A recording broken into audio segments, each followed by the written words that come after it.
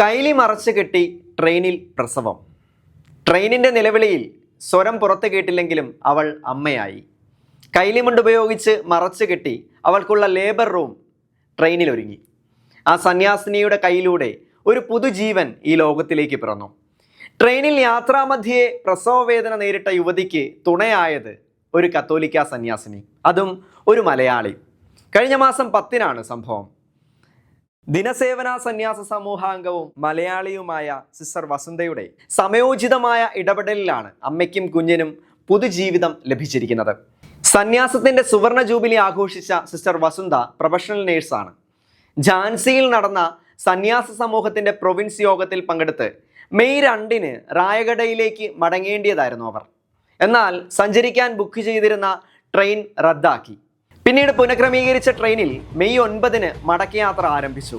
പിറ്റേന്ന് പുലർച്ചെ അടുത്ത കമ്പാർട്ട്മെന്റിൽ പ്രസവവേദന അനുഭവിക്കുന്ന ഒരു സ്ത്രീയെക്കുറിച്ച് കൂടെ ഉണ്ടായിരുന്ന സന്യാസിനി സിസ്റ്റർ വസുന്ധയെ അറിയിക്കുന്നു.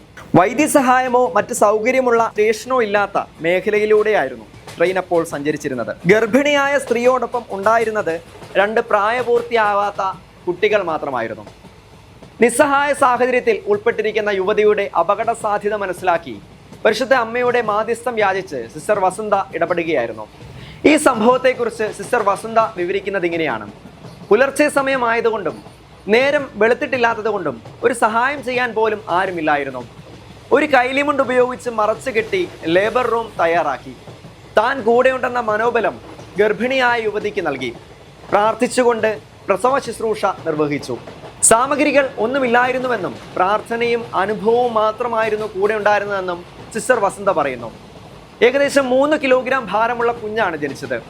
മെഡിക്കൽ സംഘം കാത്തു നിൽക്കുന്ന അടുത്ത സ്റ്റേഷനിൽ ട്രെയിൻ എത്തിയപ്പോഴേക്കും അമ്മയും കുഞ്ഞും സുരക്ഷിതരായിരുന്നു. തൻ്റെ കമ്പാർട്ട്മെന്റിൽ മുട്ടുകുത്തി പ്രാർത്ഥനയിൽ മുഴുകിയാണ് സിസ്റ്റർ വസുന്ധ ദൈവത്തിന് നന്ദി അർപ്പിച്ചത്. അധികൃതർ നവജാത ശിശുവിനെയും അമ്മയെയും ആംബുലൻസിലേക്ക് മാറ്റുമ്പോഴും നിശബ്ദമായ സേവനം പൂർത്തീകരിച്ചതിൻ്റെ ആത്മനിർവൃതിയിലായിരുന്നു സിസ്റ്റർ വസുന്ധ. നമുക്കറിയാം, അടുത്തിടെ ഒഡീഷയിൽ മതപരിവർത്തന ആരോപണം ഉന്നയിച്ച് ഒരു കന്യാസ്ത്രീക്കും സംഘത്തിനും വലിയ ഭീഷണി നേരിടേണ്ടി വന്നിരുന്നു. ഈ വാർത്തയ്ക്കിടെയാണ് മറ്റൊരു ട്രെയിനിൽ സ്നേഹത്തിൻ്റെ അധ്യായവുമായുള്ള സിസ്റ്റർ വസുന്ധയുടെ ഇടപെടൽ പുറത്തു വന്നിരിക്കുന്നത്. ചുങ്കക്കുന്നിൽ നിന്നുള്ള സിസ്റ്റർ വസുന്ധ മഞ്ചപ്പള്ളിയിൽ 5 പതിറ്റാണ്ടുകളായി ഉത്തരേന്ത്യയിലുടനീളം വിവിധ മിഷനുകളിൽ സേവനമനുഷ്ഠിച്ചിട്ടുണ്ട്. നിലവിൽ ഒഡീഷയിലെ റായഗഡ രൂപതയിലെ ലൈഗുഡ ഇടവകയിലാണ് അവർ സേവനം ചെയ്യുന്നത്. തുടർന്നും സിസ്റ്റർ വസുന്ധയിലൂടെ ദൈവകരുണ അനേകരിലേക്ക് ഒഴുകട്ടെ. ദൈവത്തിന് സ്തുതി.